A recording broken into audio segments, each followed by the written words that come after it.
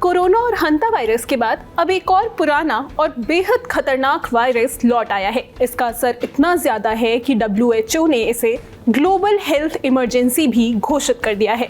ये दूसरी सबसे खतरनाक वार्निंग होती है। इबोला नाम के इस वायरस ने दस्तक दी है कॉन्गो देश में।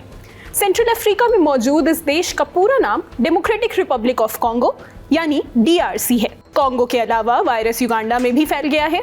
17 मई तक अमेरिका की स्वास्थ्य एजेंसी CDC के मुताबिक कॉन्गो में 330 से ज्यादा संदिग्ध मामले सामने आ चुके थे और करीब 90 लोगों की मौत हो गई थी। ये बीमारी सबसे पहले कॉन्गो के उत्तर पूर्वी इलाके इटूरी प्रांत में सामने आई थी। लैब जांच में अभी तक सिर्फ 10 मामलों में ही इबोला वायरस की पक्की पुष्टि हुई है। वहीं युगांडा में भी 2 मामले कंफर्म हुए हैं।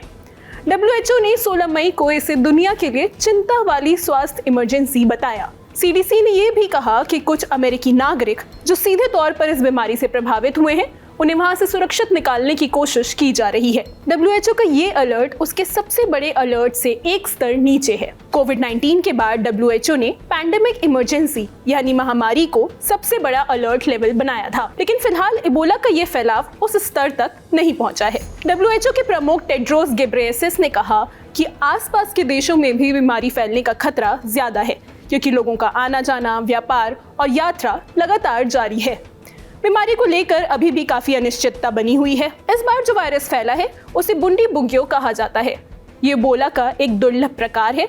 इसकी जांच के लिए ज्यादा टेस्ट मौजूद नहीं है और अभी तक इसके लिए कोई खास वैक्सीन या इलाज भी नहीं है। इसलिए इस बीमारी को रोकना और मुश्किल हो सकता है।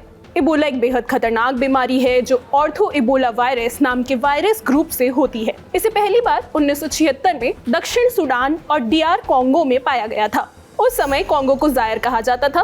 तब करीब 600 लोग संक्रमित हुए थे और 430 से ज्यादा लोगों की मौत हो गई थी। इसके बाद भी कई बार इबोला ने भारी तबाही मचाई।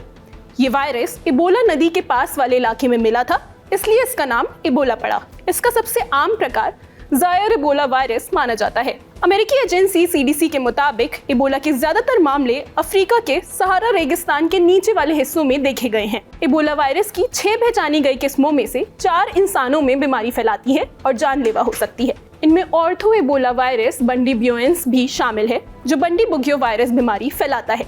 यही वायरस इस बार की ग्लोबल हेल्थ इमरजेंसी की वजह बना है।